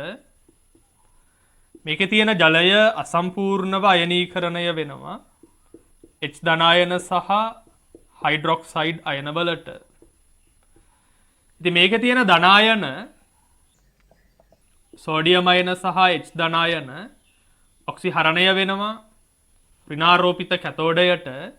මේකේ තියෙන ඍණායන Cl- OH- ආකර්ෂණය වෙනවා ධනාරෝපිත ඇනෝඩයට. ඉතින් ඇනෝඩයේදී වෙන්නේ ඔක්සිකරණයක්. ඔක්සිකරණ ප්‍රතික්‍රියා ටික අපි ලියමු. මෙතන ඇනෝඩය අසලින් ඔක්සිකරණය වෙන්න පුළුවන් ප්‍රභේද දෙකක් තියෙනවා. ඇත්තටම ජලයත් ගත්තහම ඔක්කොම තුනක් තියෙනවා. Cl- ඔක්සිකරණය වෙන්න පුළුවන් ක්ලෝරීන් වායුව බවට Cl2 ගෑස්. මෙතෙන්ට දෙකක් දාලා ඉලෙක්ට්‍රෝන දෙකක් දාපුහම සමීකරණය තුලිතයි. තව හයිඩ්‍රොක්සයිඩ් අයන ඔක්සිකරණය වෙන්න පුළුවන් ඔක්සිජන් වලට මෙතෙන්ට දෙකක් දාලා දෙකේම ඍණ 4.0යි ඉලෙක්ට්‍රෝන 4කුයි ආයෙ මෙතෙන්ට දෙකකුයි ඔක්කොම 4යි ජලාණු දෙකකුයි දාපුහම සමීකරණය තුලිතයි.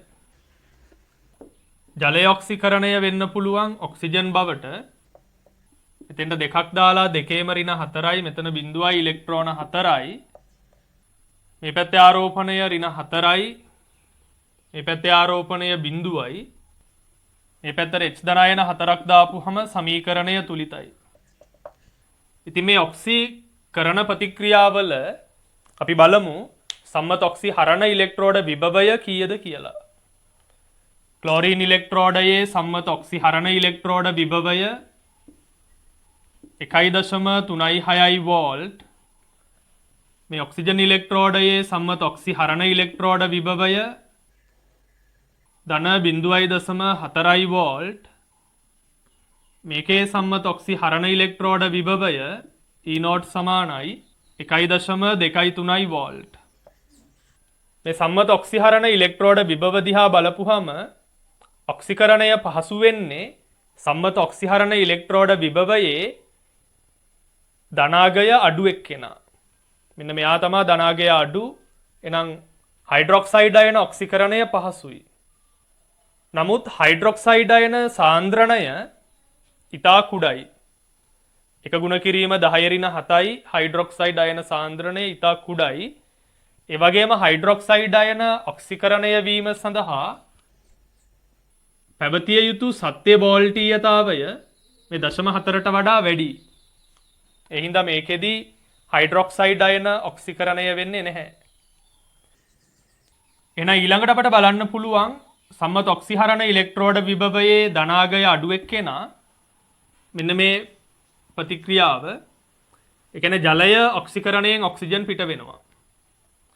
නමුත් මෙතනදී අපට නිරීක්ෂණය කරන්න ලැබෙන්නේ ඔක්සිජන් වායුව පිටවන බව නෙමේ, ක්ලෝරීන් වායුව පිටවීම තමයි නිරීක්ෂණය කරන්න ලැබෙන්නේ. එහෙනම් ඔක්සිකරණය වෙලා තියෙන ජලය නෙමේ ක්ලෝරයිඩ් අයන. මොකද ජලය ඔක්සිකරණය වීම සඳහා පැවතිය යුතු අවම වෝල්ටීයතාවය 1.23යි. නමුත් සත්‍ය වෝල්ටීයතාවය මේ අගයට වඩා වැඩි. ඒ කියන්නේ අධි වෝල්ටීයතාවය වැඩි මේකේ. ඒ හින්දා ජලය නෙමේ මෙතනදී ඔක්සිකරණය වෙන්නේ ක්ලෝරයිඩ් අයන. ඒතර මේ ප්‍රතික්‍රියාව තමයි සිද්ධ වෙන්නේ. මේ දෙක වෙන්නේ නැහැ. ඊට පස්සේ අපි බලමු කැතෝඩයේදී සිදුවන ඔක්සිහරණ ප්‍රතික්‍රියා ටික. කැතෝඩයේදී ඔක්සිහරණය වෙන්න පුළුවන් ප්‍රභේද තියෙනවා මෙතන. සෝඩියම් අයන, H ධන අයන සහ ජලය. ඒතර සෝඩියම් අයන ඉලෙක්ට්‍රෝන ලබාගෙන සෝඩියම් ලෝහය බවට ඔක්සිහරණය වෙන්න පුළුවන්. H ධන අයන ඉලෙක්ට්‍රෝන ලබාගෙන හයිඩ්‍රජන් වායුව බවට ඔක්සිහරණය වෙන්න පුළුවන්. මෙතෙන්ට දෙකයි ඉලෙක්ට්‍රෝන දෙකකුයි දාපුවම තුලිතයි. ජලය ඉලෙක්ට්‍රෝන ලබාගෙන H2 වායුව බවට ඔක්සිහරණය වෙන්න පුළුවන්. එතකොට මෙතන දෙකේම ධන දෙකයි මෙතන බිඳුවයි ඉලෙක්ට්‍රෝන දෙකක් දාන්න මේ පැත්තේ ආරෝපණය ඍණ දෙකයි එන OH- දෙකක් දාන්න. එතකොට හයිඩ්‍රජන් ඔක්කොම 4ක් එනවා ජලය දෙකක් දාපුවම සමීකරණය තුලිතයි. ඉතින් මෙයාලගෙත් සම්මත ඔක්සිහරණ ඉලෙක්ට්‍රෝඩ විභවය අපි බලමු. සෝඩියම් ඉලෙක්ට්‍රෝඩයේ සම්මත ඔක්සිහරණ ඉලෙක්ට්‍රෝඩ විභවය ඍණ 2.72 වෝල්ට්. හයිඩ්‍රජන් ඉලෙක්ට්‍රෝඩයේ සම්මත ඔක්සිහරණ ඉලෙක්ට්‍රෝඩ විභවය 0යි. මේ ප්‍රතික්‍රියාවේ සම්මත ඔක්සිහරණ ඉලෙක්ට්‍රෝඩ විභවය E0 සමානයි ඍණ 0.823 වෝල්ට්. එන මේ සම්මත ඔක්සිහරණ විභවවලට අනුව වඩාත් පහසුවෙන් ඔක්සිහරණය වෙන්නේ H ධන අයන. මොකද ඔක්සිහරණ ඉලෙක්ට්‍රෝඩ විභවයේ ධනාගය වැඩි ඉලෙක්ට්‍රෝඩය තමයි පහසුවෙන් ඔක්සිහරණය වෙන්නේ. ඍණාගය වැඩි ඉලෙක්ට්‍රෝඩ ඔක්සිහරණය වීමට නෙමේ පහසු ඔක්සිකරණය වීමට තමයි නැඹුරු වෙන්නේ. ඒතර මෙතන මේක නම් කොහෙත්ම වෙන්න බෑ. මොකද සම්මත ඔක්සිහරණ ඉලෙක්ට්‍රෝඩ විභවයේ ඍණාගය ගොඩක් වැඩි. වෙනවා නම් වෙන්නේ මෙතන H ධන අයන ඔක්සිහරණය වෙන්න පුළුවන් හයිඩ්‍රජන් බවට.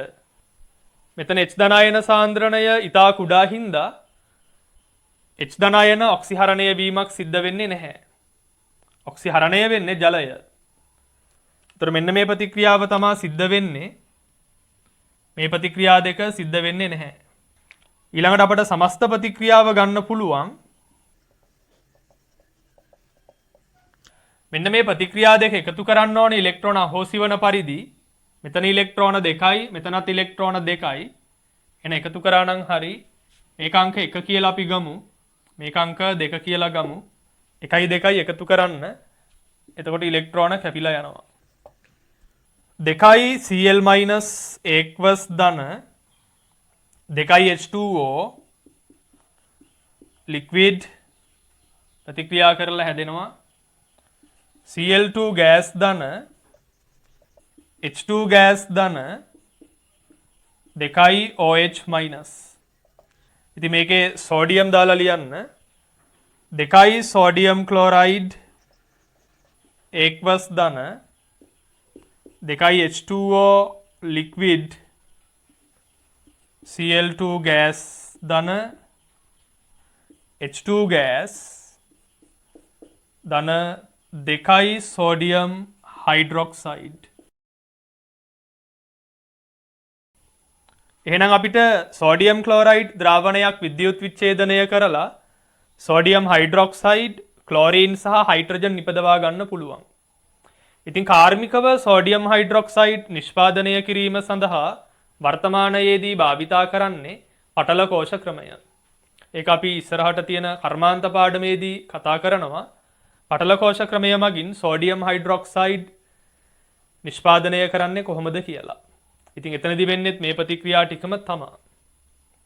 එහෙනම් මේකෙදි මතක තියාගන්න ඕනේ නිෂ්ක්‍රීය ඉලෙක්ට්‍රෝඩ යොදාගෙන සෝඩියම් ක්ලෝරයිඩ් ද්‍රාවණයක් විද්‍යුත් විච්ඡේදනය කරද්දී ඇනෝඩයේදී ඔක්සිකරණය වෙන්නේ ක්ලෝරයිඩ් අයන, කැතෝඩයේදී ඔක්සිහරණය වෙන්නේ ජලය. අනිත් ප්‍රභේද ඔක්සිකරණය හෝ ඔක්සිහරණය වීමක් සිද්ධ වෙන්නේ නැහැ. ඒවා සිදුවීම සඳහා අවශ්‍ය වෝල්ටීයතාවය මේ ඔක්සිහරණ විභව වලට වඩා වැඩි. අධි වෝල්ටීයතාවයේ වැඩි හින්දා ඒ ප්‍රභේද ඉලෙක්ට්‍රෝඩ අසල ඔක්සිකරණයක් වීම හෝ ඔක්සිහරණයක් වීම සිද්ධ වෙන්නේ නැහැ. අපි බලමු තව උදාහරණයක්.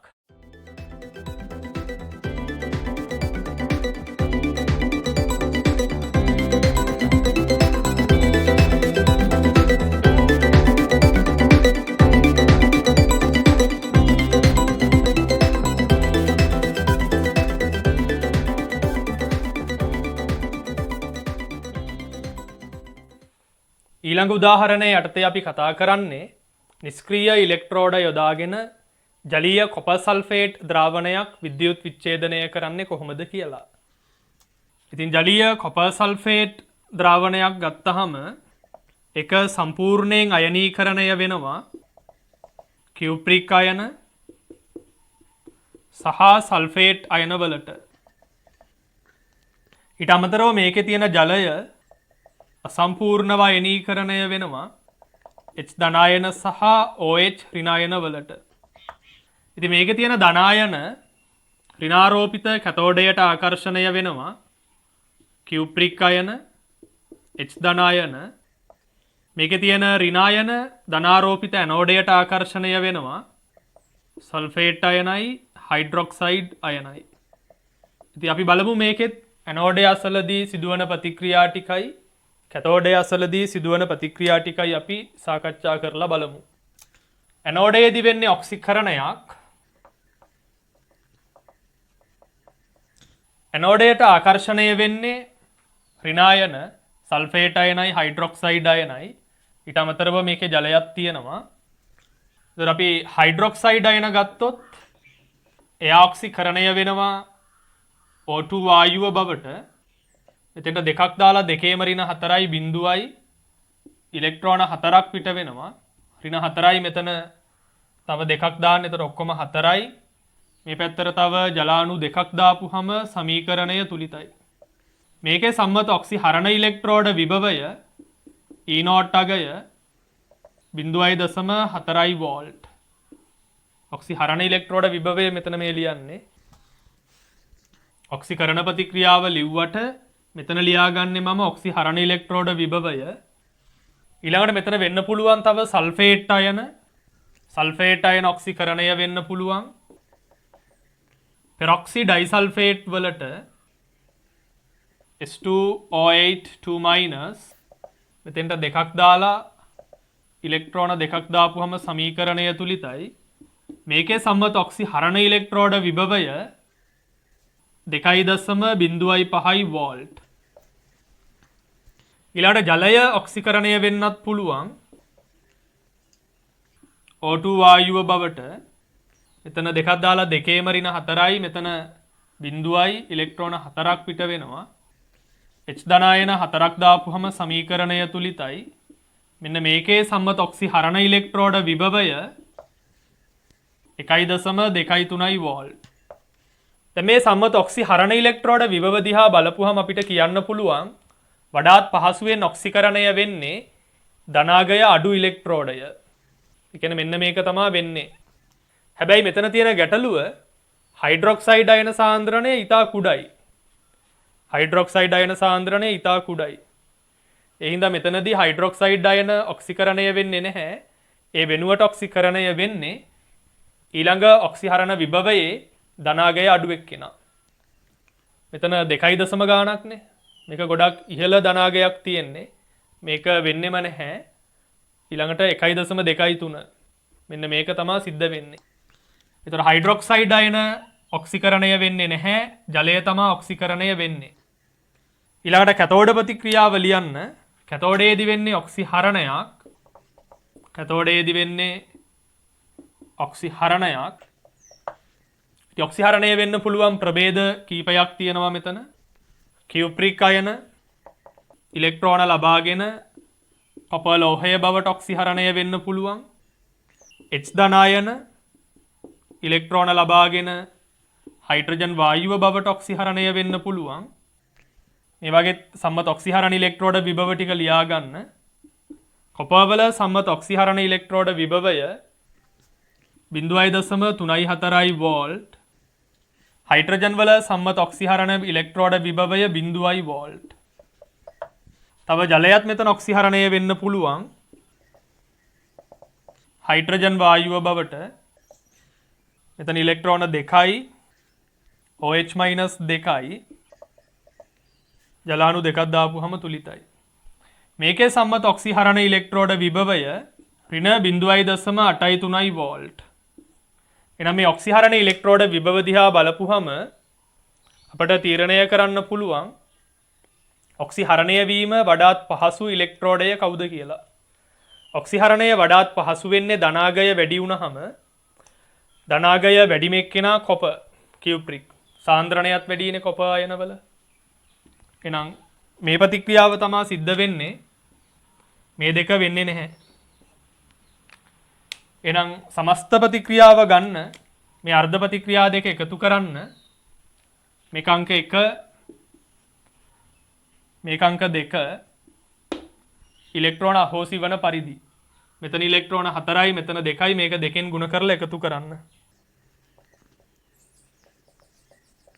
සමස්ත ප්‍රතික්‍රියාව පළවෙනි එකට එකතු කරන්න ඕනේ දෙවෙනි එක දෙකෙන් ගුණ කරලා.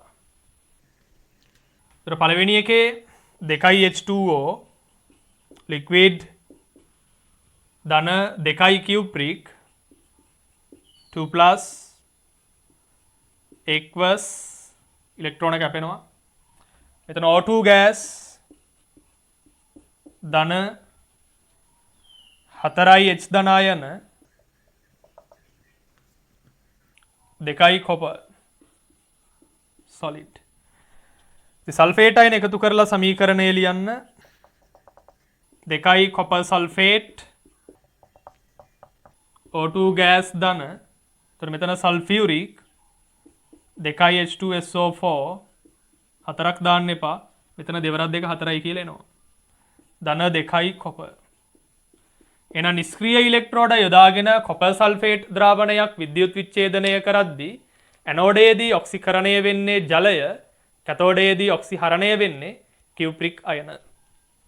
ඇනෝඩයේදී ඔක්සිකරණය වෙන්නේ ජලය, කැතෝඩයේදී ඔක්සිහරණය වෙන්නේ කියුප්‍රික් අයන. මෙන්න මේ සම්මත ඔක්සිහරණ ඉලෙක්ට්‍රෝඩ විභව මම මෙතන ලියලා ඔයාලට පැහැදිලි කරේ මේකේ තියරිය. මේ ඔක්සිහරණ ඉලෙක්ට්‍රෝඩ විභව යොදාගෙන තමයි කැතෝඩ ඇනෝඩ අසලදී සිදුවෙන ප්‍රතික්‍රියාව මොකක්ද කියන එක අපි තීරණය කරන්නේ. එහෙම නැතුව අපිට ඒක තීරණය කරන්න බෑ. ඉතින් ඒකෙදී ඇත්තටම ඔයාලට මේක තේරුම් ගන්න නම් අධිවෝල්ටීයතාවය කියන සංකල්පය දැනගන්න ඕනේ. නමුත් අධිවෝල්ටීයතාවය ඔයාලට මෙතනදී උගන්වන්නේ නැහැ. ඒ හින්දා ඔයාලට මේක අත්දැකීමෙන් මේකේ තියෙන කරුණු ගොඩක් මතක තියාගන්න ඕනේ. ඒ සඳහා ඔයාලා ගොඩක් ප්‍රතික්‍රියා ලියන්න ඕනේ, ගණන් ගොඩක් හදන්න ඕනේ. පාස් පේපර් වල තියෙන ප්‍රතික්‍රියා ටිකම අරගෙන බලන්නකෝ. එතකොට ඔයාලට මොනවද අවශ්‍ය කියන එක තේරුම් ගන්න පුළුවන්.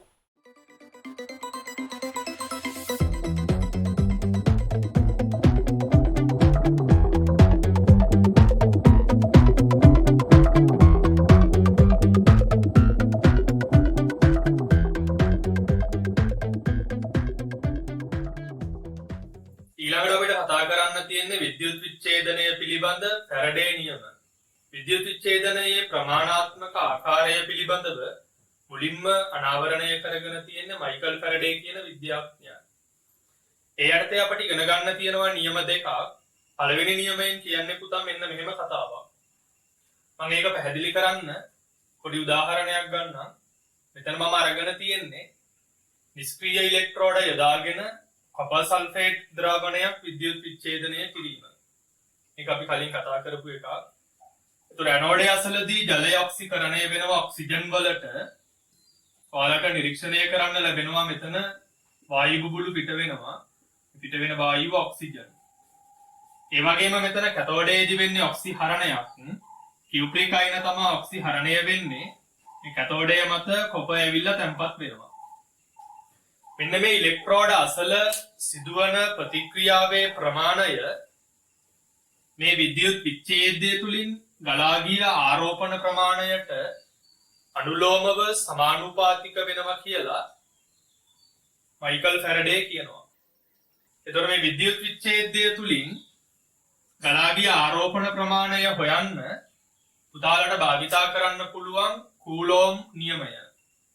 Q සමානයි IT කියන සමීකරණය භාවිතා කරන්න පුළුවන්. Q කියන්නේ ආරෝපණය, I කියන්නේ ධාරාව, T කියන්නේ කාලය. නියත ධාරාවක් භාවිතා කරමින් යම් කාලයක් තුල සිදු කරන විද්‍යුත් විච්ඡේදනයකදී මෙන්න මේ විද්‍යුත් විච්ඡේදය තුලින් ගලා ගිය ආරෝපණ ප්‍රමාණය Q සමානයි IT කියන සමීකරණයෙන් ගණනය කරන්න පුළුවන්. එතකොට මේ ඉලෙක්ට්‍රෝඩ අසලදී සිදුවන ප්‍රතික්‍රියාවේ ප්‍රමාණය මෙන්න මේ විද්‍යුත් විච්ඡේදය තුලින් ගලා ගිය ආරෝපණ ප්‍රමාණයට අනුලෝමව සමානුපාතිකයි. ඒක තමයි මයිකල් ෆැරඩේගේ පළවෙනි නියමය. දෙවෙනි නියමයෙන් එයා කියන්නේ මෙහෙම එකක්.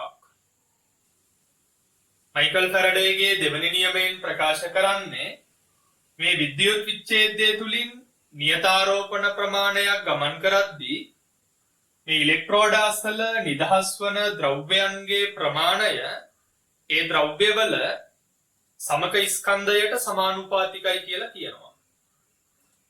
ඉතින් සමක ස්කන්ධය කියලා කියන්නේ සමක ස්කන්ධය කියලා කියන්නේ සාපේක්ෂ පරමාණුක ස්කන්ධය බෙදීම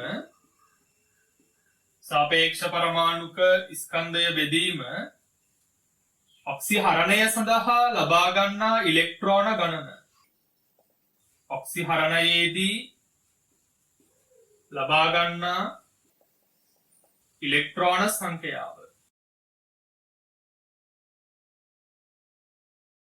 මම ආයේ කියනවා ෆැරඩේගේ දෙවෙනි නියමය විද්‍යුත් විච්ඡේදය තුලින් නියත ආරෝපණයක් ගමන් කරද්දී මේ ඉලෙක්ට්‍රෝඩ අසල නිදහස් වන ද්‍රව්‍යයන්ගේ ප්‍රමාණය ඒ ද්‍රව්‍යවල සමක ස්කන්ධයට සමානුපාතිකයි. සමක ස්කන්ධය අපට හොයන්න පුළුවන් සාපේක්ෂ පරමාණු ස්කන්ධය බෙදීම ඔක්සිහරණය සඳහා ලබා ගන්න ඉලෙක්ට්‍රෝන සංඛ්‍යාව. පළමු නියමයයි දෙවෙනි නියමයයි මම නැවත කියන්නම්. පළවන නියමයෙන් කියන්නේ මේ ඉලෙක්ට්‍රෝඩ අසල සිදුවන ප්‍රතික්‍රියාවේ ප්‍රමාණය මේ පරිපථය තුලින් ගලාගෙන යන එහෙම නැත්නම් විද්‍යුත් විච්ඡේදය තුලින් ගලාගෙන යන ආරෝපණ ප්‍රමාණයට සමානුපාතිකයි. ඒ ආරෝපණ ප්‍රමාණය Q සමානයි IT වලින් අපට ගණනය කරන්න පුළුවන්. දෙවන නියමයෙන් ප්‍රකාශ කරන්නේ මේ විද්‍යුත් විච්ඡේදය තුලින් නියත ආරෝපණ ප්‍රමාණයක් ගමන් කරද්දී මේ ඉලෙක්ට්‍රෝඩ අසල නිදහස් වන ද්‍රව්‍යයන්ගේ ප්‍රමාණය එම ද්‍රව්‍යවල සමක ස්කන්ධයට සමානුපාතිකයි කියලා. ඒතර සමක ස්කන්ධය අපට හොයන්න පුළුවන් සාපේක්ෂ පරමාණු ස්කන්ධය බෙදීම ඔක්සිහරණයේදී ලබා ගන්න ඉලෙක්ට්‍රෝන සංඛ්‍යාව මගින් අපිට සමක ස්කන්ධය හොයා ගන්න පුළුවන්. දැන් ඕක කොහොම කිව්වට ඔයාලට තේරෙන්නේ නැහැ. මම මෙන්න මේ විදිහට ඕක පැහැදිලි කරන්නම්කෝ. ඉතින් ඒක අපිට පැහැදිලි කරන්න අවශ්‍ය වෙනවා ෆැරඩේ නියතය. ෆැරඩේ නියතය කියලා කියන්නේ ඉලෙක්ට්‍රෝන මවුල එකක ආරෝපණය. ඉලෙක්ට්‍රෝන මවුල එකක ආරෝපණයට ෆැරඩේ නියතය කියලා කියනවා. ඉලෙක්ට්‍රෝනයක ආරෝපණය අවගාඩ්‍රෝ සංඛ්‍යාවෙන් ගුණ කරලා අපට පුළුවන් ඉලෙක්ට්‍රෝන මවුල එකක ආරෝපණය හෙවත් ෆැරඩේ නියතය ගණනය කරන්න. එතකොට මෙතන F සමානයි E. E කියලා කියන්නේ 1.6.2 ගුණ කිරීම 10 ඍණ 19යි කූලෝම්.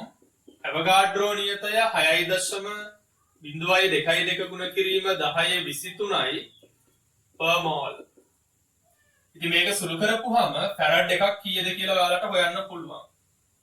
1 ෆැරඩ් සමානයි මේක සුළු කරාම එන්නේ පුතාලට 96485යි කූලෝම් per mol. ඉතින් මේක අපි ආසන්න 100ට වටේලා ගන්නවා. 1 ෆැරඩ් සමානයි 96500යි කූලෝම් per mol. ඉලෙක්ට්‍රෝන මවුල එකක ආරෝපණය අපි ෆැරඩේ නියතය විදිහට අර්ථ දක්වනවා. දැන් අපි බලමු ෆැරඩේගේ දෙවෙනි නියමය තේරුම් ගන්නේ කොහොමද කියලා. මම උදාහරණ වලට ගන්නවා මෙන්න මේ ටික. සෝඩියම් අයන ඉලෙක්ට්‍රෝනයක් අරගෙන සෝඩියම් බවට ඔක්සිහරණය වෙනවනේ. ඒතර මෙතන ඉලෙක්ට්‍රෝන මවුල එකක් තියෙනවා. ඉලෙක්ට්‍රෝන මවුල එකක ආරෝපණය 96500යි කූලෝම්. එතකොට මෙතනදී නිදහස් වන ස්කන්ධය සාපේක්ෂ පරමාණු ස්කන්ධයට සමානයි ග්‍රෑම් 23යි. අපි ඊළඟ උදාහරණයට ගමුකෝ කොපර් ධන 2. ඉලෙක්ට්‍රෝන දෙකක් අරගෙන කොපර් ලෝහය බවට ඔක්සිහරණය වෙනවා. එතකොට මෙතන 96500යි කූලෝම්. මෙතන මවුල දෙකක් තියෙනවා. ඒකින්ද මේක දෙකෙන් ගුණ කරන්න ඕනේ. එතකොට නිදහස් වන ස්කන්ධය සාපේක්ෂ පරමාණු ස්කන්ධයට සමානයි 63.5 ග්‍රෑම්. එහෙනම් අපිට පුළුවන් පළවෙනි නියමය පැහැදිලි කරන්න. මෙන්න මෙච්චර ආරෝපණ ප්‍රමාණයක් විද්‍යුත් විච්ඡේදය තුලින් ගමන් කරද්දී මේ කැතෝඩය මත තැන්පත් වන කොපර් ස්කන්ධය 63.5 ග්‍රෑම්. ඒතර මේ වගේ දෙගුණයක් ගමන් කරද්දී මේ වගේ දෙගුණයක ස්කන්ධයක් මේ කැතෝඩය මත තැන්පත් වෙනවා. ඒ තමයි ෆැරඩේගේ පළවෙනි නියමය. දෙවෙනි නියමය පැහැදිලි කරන්න මම තව ටිකක් මේක ලියන්නම්. ඇලුමිනියම් ධන 3 ඉලෙක්ට්‍රෝන 3ක් අරගෙන ඔක්සිහරණය වෙනවා ඇලුමිනියම් ලෝහය බවට. එතකොට මෙතන බලන්න 96500 3ක් ඉලෙක්ට්‍රෝන මවුල 3ක් තියෙනවා මෙතන. එතකොට නිදහස් වන ස්කන්ධය ග්‍රෑම් 27යි. ඇලුමිනියම් වල සාපේක්ෂ පරමාණු ස්කන්ධයට සමාන ස්කන්ධයක් නිදහස් වෙනවා. ඉතින් මෙහෙම අපිට ගිහිල්ලා පොදු සමීකරණයක් ලියන්න පුළුවන්. Mn + aqueous ධන n ඉලෙක්ට්‍රෝන m solid. එතකොට මෙතන 96500යි කූලෝම් ගුණ කිරීම n. එතකොට මෙතන නිදහස් වෙන්නේ සාපේක්ෂ පරමාණුක ස්කන්ධයට සමාන ග්‍රෑම් ගණනක්. දැන් දෙවෙනි නියමයෙන් කියන්නේ මෙන්න මේ විද්‍යුත් විච්ඡේදය තුලින් නියත ආරෝපණයක් ගමන් කරද්දී මේ ඉලෙක්ට්‍රෝඩස් වල නිදහස් වන ද්‍රව්‍යයන්ගේ ප්‍රමාණය සමක ස්කන්ධයට සමානුපාතිකයි කියලා. ඒතර සමක ස්කන්ධය කියලා කියන්නේ සාපේක්ෂ පරමාණු ස්කන්ධයේ බෙදීම ඔක්සිහරණයේදී ලබා ගන්න ඉලෙක්ට්‍රෝන ගණන. දැන් පුතාලා හිතන්න ඔය විද්‍යුත් විච්ඡේදය තුලින් ගමන් කරන නියත ආරෝපණ ප්‍රමාණය ෆැරඩ් 1යි කියලා. එහෙම නැත්නම් 96500ක් කියලා හිතන්න. ඒතර මේක අපි ගුණ කිරීම 1 1ෙන් බෙදමු. ඒතර 1 කියලා කියන්නේ ඔක්සිහරණයේදී ලබා ගන්න ඉලෙක්ට්‍රෝන ගණන. ඒතර සාපේක්ෂ පරමාණු ස්කන්ධය 1ෙන් බෙදපුවාම එන්නේ පුතේ එයාගේ සමක ස්කන්ධය. එහෙනම් මේක බෙදන්න ඕනේ 2කින්. ඒ නියත ආරෝපණ ප්‍රමාණයක් ගමන් කරන්නේ. නියත ආරෝපණ ප්‍රමාණය අපි හිතමු ෆැරඩ් 1ක් කියලා. ඒතර මේක 2කින් බෙදන්න ඕනේ. මේක බෙදන්න ඕනේ 3ෙන්. මේක බෙදන්න ඕනේ n වලින්. එහෙනම් ඔයාලට දැන් පැහැදිලි වෙන්න ඕනේ දෙවෙනි නියමය. විද්‍යුත් විච්ඡේදය තුලින් නියතාරෝපණයක් ගමන් කරද්දී ඉලෙක්ට්‍රෝඩ අසල නිදහස් වන ද්‍රව්‍ය ප්‍රමාණය එයාලගේ සමක ස්කන්ධයට සමානුපාතිකයි. මෙතන නියතාරෝපණය ෆැරඩ් 1යි. එහෙම නැත්නම් කූලෝම් 96500යි. මෙතනත් දෙකට දෙක කැපුණාම 96500යි. තුනට තුන කැපුණාම 96500යි. n10 කැපුණාම 96500යි. එහෙනම් විද්‍යුත් විච්ඡේදය තුලින් නියතාරෝපණයක් ගමන් කරද්දී ඉලෙක්ට්‍රෝඩ අසල නිදහස් වන ප්‍රමාණය එයාලගේ සමක ස්කන්ධවලට සමානුපාතිකයි. ඔන්නෝක තමයි ෆැරඩේගේ දෙවන නියමයෙන් ප්‍රකාශ වෙන්නේ. අපි දැන් බලමු මේ ෆැරඩේගේ පළමු නියමයයි දෙවන නියමයයි භාවිතා කරලා ගැටලු විසඳන්නේ කොහොමද කියලා. ඒ කියන්නේ විද්‍යුත් විච්ඡේදනයකදී මේ ඉලෙක්ට්‍රෝඩ අසල නිදහස් වන ප්‍රමාණ නිර්ණය කරන්නේ කොහොමද කියලා බලමු. ඒ සඳහා ඔය කට්ටිය මේ තිරයේ දැක්වෙන ගැටලුව බලන්න පොඩ්ඩක්. ගාන කියව ගන්න. කියවලා හදන විදිය බලන්න.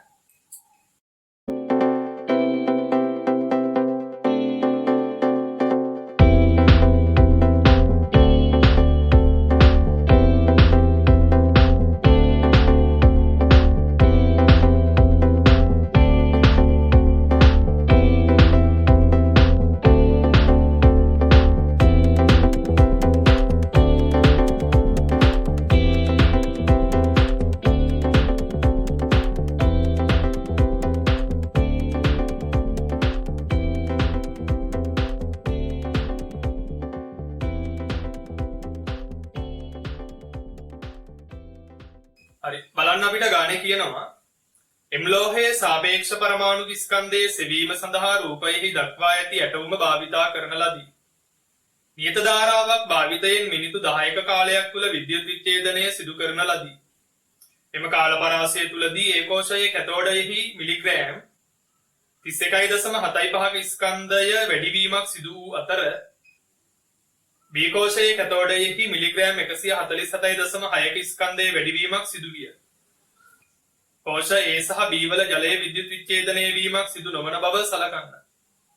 ඒ කියන්නේ මේකේ ජලයේ විද්‍යුත් විච්ඡේදනය වෙන්නේ නැහැ කියලා සලකන්නලු.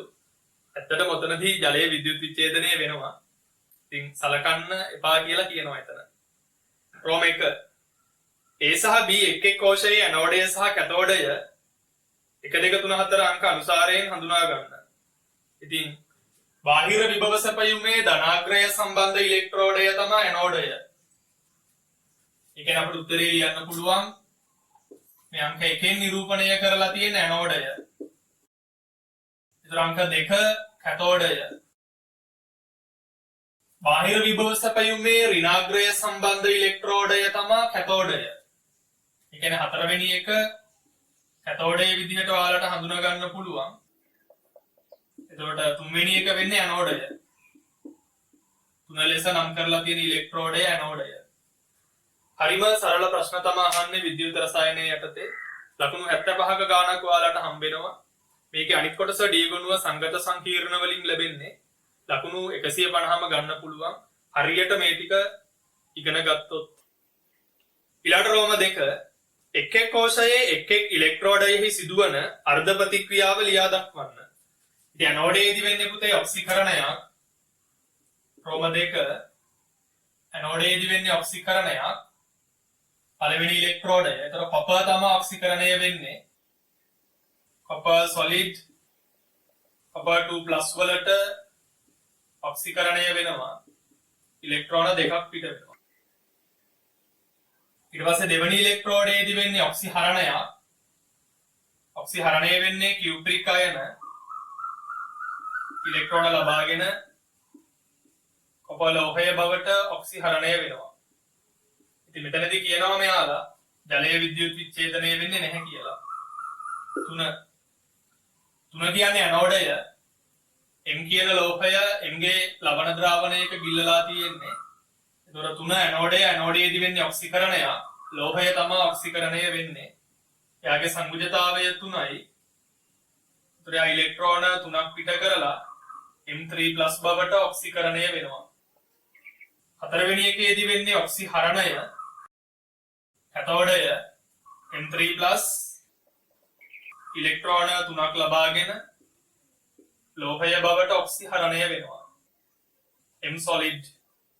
ඉතින් මෙන්න මේ ප්‍රතික්‍රියාවලදී ඔයාලට සම්පූර්ණ ලකුණු ලබා ගන්න ඔයාලා භෞතික තත්ත්ව දාලා තියෙන්න ඕනේ. තුලිත කරලා තියෙන්න ඕනේ. භෞතික තත්ත්ව සහිත තුලිත සමීකරණයට තමයි ලකුණු ලැබෙන්නේ. ඊළඟට කියනවා ක්‍රම 3 විද්‍යුත් විච්ඡේදනය සඳහා භාවිත කරන ලද නියත ධාරාව ගණනය කරන්න. විද්‍යුත් විච්ඡේදනය සඳහා භාවිතා කරන ලද නියත ධාරාව ගණනය කරන්න. ඒ ධාරාව ගණනය කරන්න තමා පුතේ අපිට අර ස්කන්ධ ටික දීලා තියෙන්නේ.